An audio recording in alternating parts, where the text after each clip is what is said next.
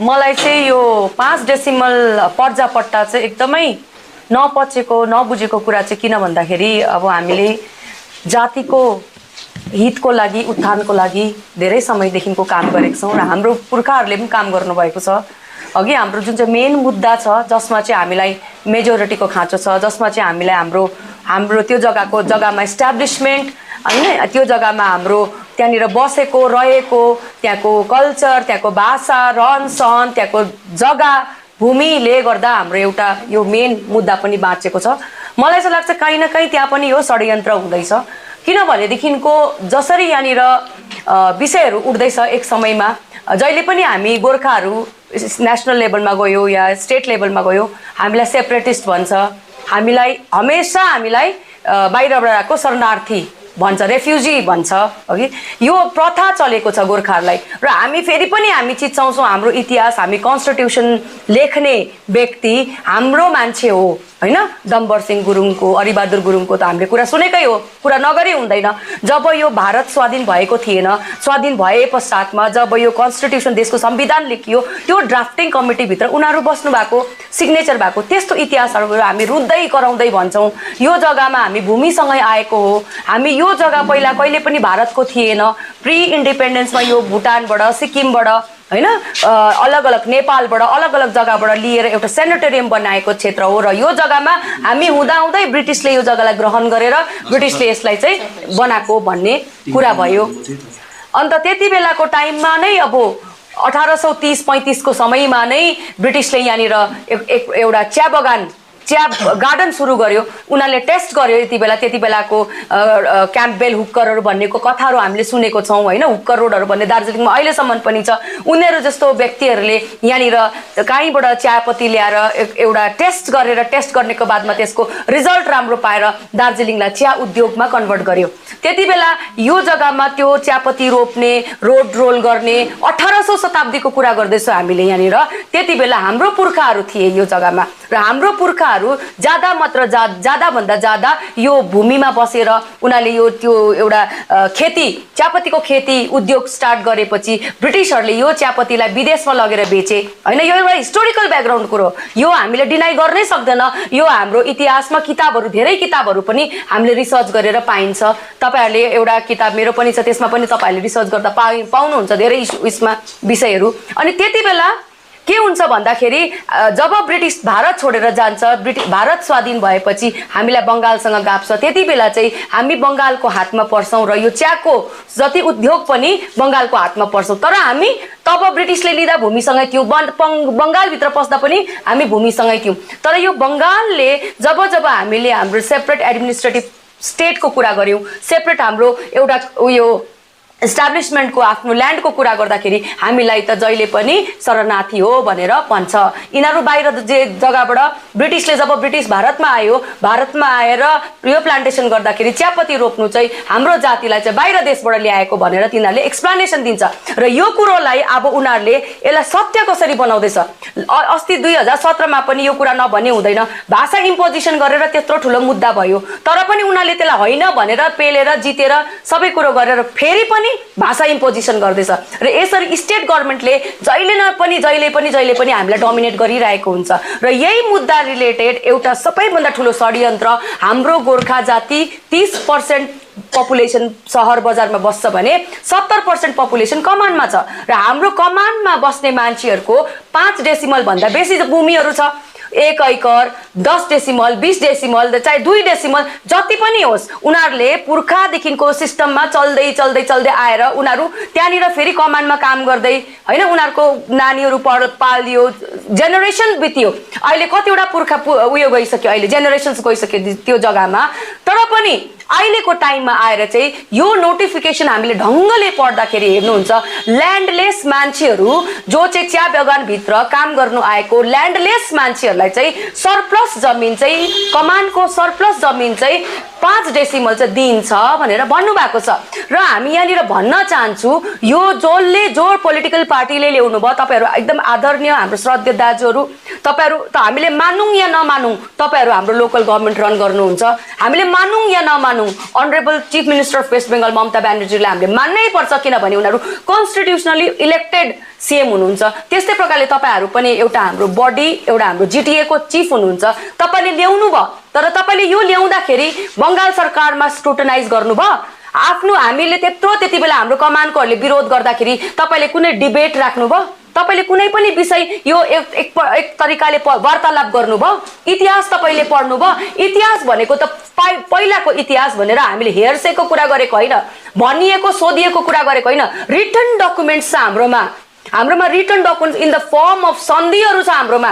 त्यो डकुमेन्ट्स तपाईँहरूले भेरिफाई गर्नुभयो? र अहिलेको टाइममा हाम्रो मान्छेहरूले चाहे 2 डेसिमल 10 डेसिमल 20 डेसिमल 1 एकर 2 एकर 10 एकरै ल्यान्ड पोजेस गरेर बसोस्, त्यो जेनेरेसनदेखिको आएर पोजेस गरेर बस्नुभयो। तर अहिलेको टाइममा आएर तपाईँहरूले ल्यान्डलेस, त्यो कमानमा कोही पनि ल्यान्डलेस छैन।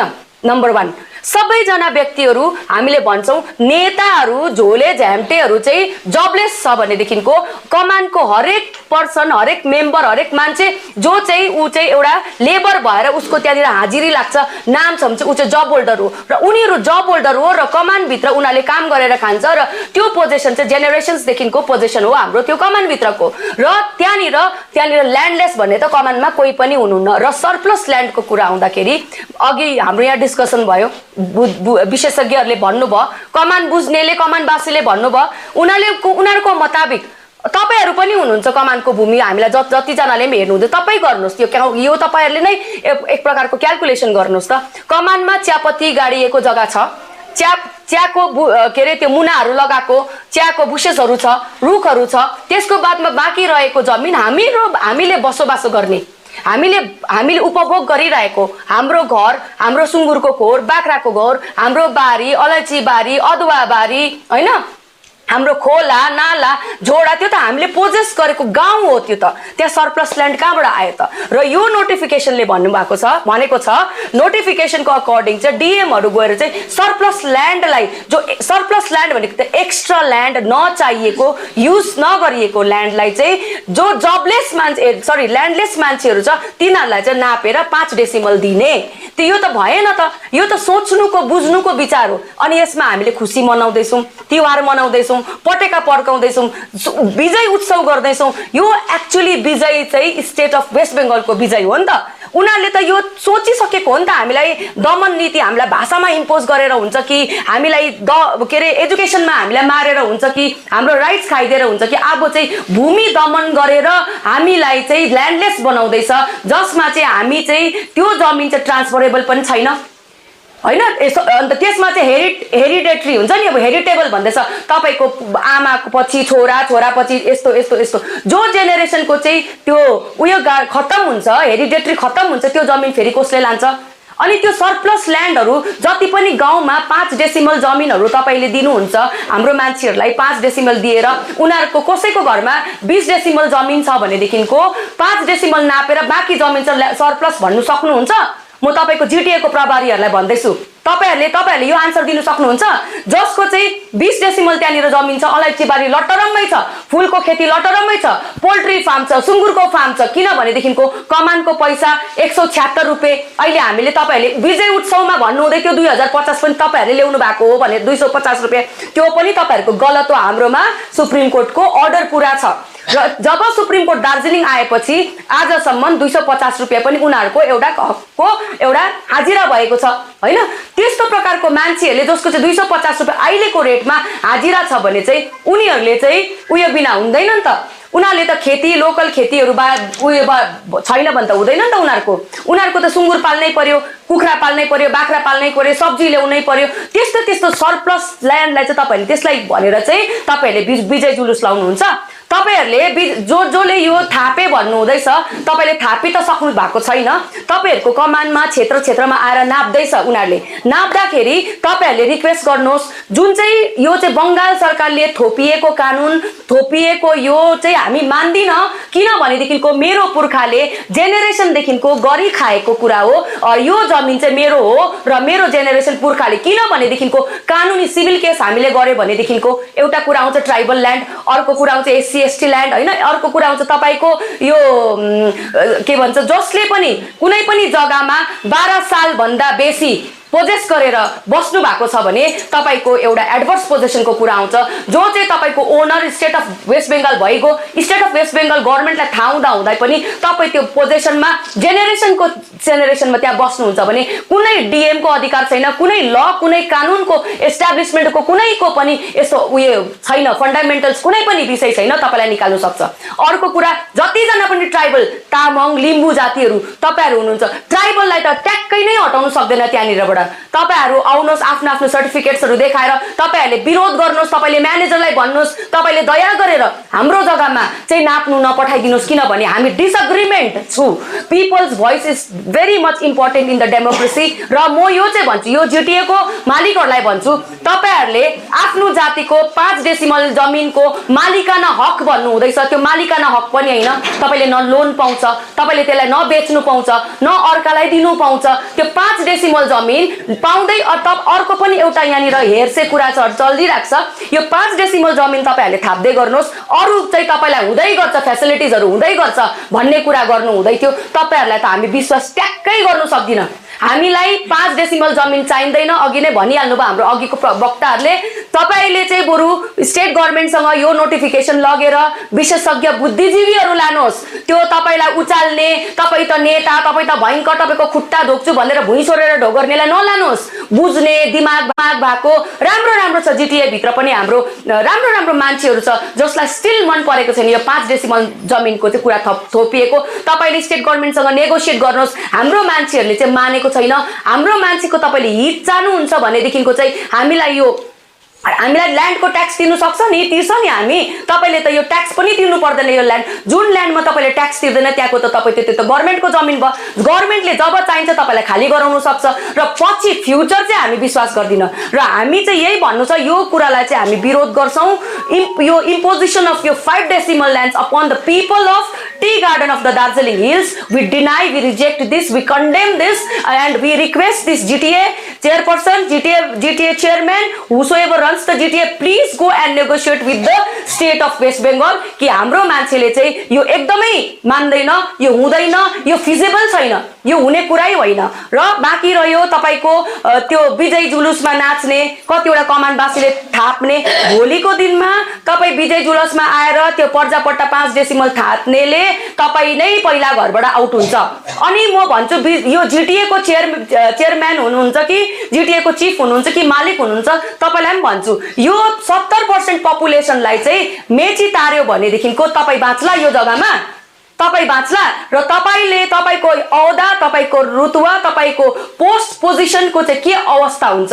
र पहिला चाहिँ भन्छ नि माटो बाँचे जाति बाँच्छ, जाति बाँचे कुनी के बाँच्छ भन्छ नि, हैन। पहिला चाहिँ तपाईले जातिलाई बचाउनु पर्छ। जातिलाई मेची तराउनुलाई चाहिँ तपाईले यो के रे तपाईको यो हिसाब किताब चाहिँ नगर्नुहोस्। र म यही भन्छु, हाम्रो यहाँनिर चिया सुरक्षा समितिले त एकदम totally we have denied it. अनि अघि नै सरले भनिहाल्नु भयो हाम्रो प्रावधानहरू हामी गर्छौं, कस्तो प्रकारले हामी विरोध गर्ने। अनि कमानकोहरूलाई भन्छु, हामी कुनै पनि अनडेमोक्रेटिक स्टेप्स लिँदैनौं, हामी कोही भाइलेन्ट अपनाउँदैनौं, कसैलाई गाली गर्दैनौं, कसैलाई भन्दैनौं, कसैलाई नराम्रो भन्दैनौं, कुनै एडमिनिस्ट्रेसनसँग हामी उयो गर्दैनौं, के भन्छ त्यसलाई एडभर्स इफेक्ट केही पनि गर्दैनौं। तर कुनै पनि कुरा हामी माथि थोपिँदाखेरि हामीले त्यसलाई डेमोक्रेटिक तरिकाले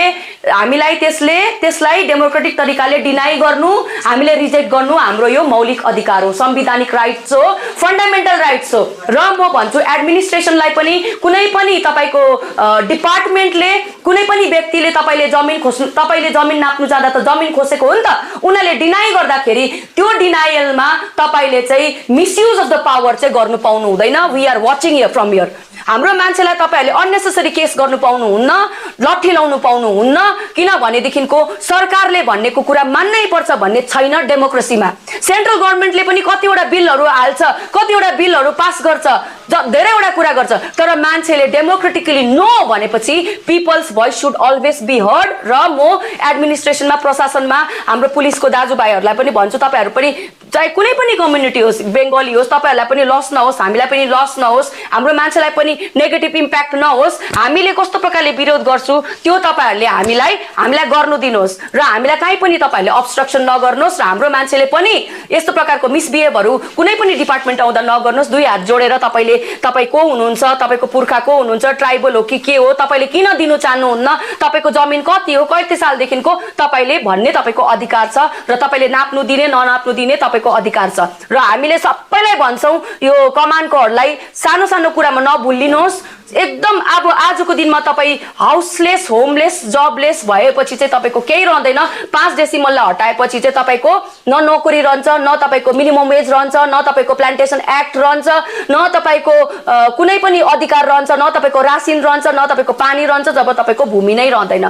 र हाम्रो दार्जिलिङको अरू भन्नु हुँदैछ, धेरैले हामीले मिडियाको थ्रुबाट सुन्दैछौँ तल लोवर डिभिजन जस्तै तराईतिर त विरोध गरेको छैन, उनीहरूको सिस्टम अर्कै हो, उनीहरूको विषय अर्कै हो। त्यहाँनिर कतिजना इन्फ्लक्सहरू बाहिरबाट आएर त्यहाँनिर बसेको कुराहरू त्यो भिन्दै कुरा हो, मधेसको कुरा भिन्दै हो। तर दार्जिलिङको चाहिँ आफ्नै एउटा इतिहास बोकेको जग्गा हो र हामीलाई चाहिँ हाम्रो क्राइसिस छ, हाम्रो आइडेन्टिटी क्राइसिस छ र जमिन छैन भनेदेखिको अझै ज्यादा हामी चाहिँ यहाँनिर डोमिनेट भएर बस्छौँ। यो कुरा चाहिँ हामीले बुझ्नुपर्छ र यति नै हो मेरो तपाईँहरूसँग। हामी हातोमालो गरेर तपाईँहरूको पार्टी, कुनै पनि पोलिटिकल पार्टी, तपाईँहरू पनि मिलेर, कुनै पनि गठबन्धन मिलेर, सबैजना यो ट्रेडहरू मिलेर यस चिजलाई विरोध गरेर चाहिँ हाम्रो जाति र माटो चाहिँ बचाउनुपर्छ। किन मागेको मुन्ना दिदी भन्नुहुन्छ कि मुन्ना दिदी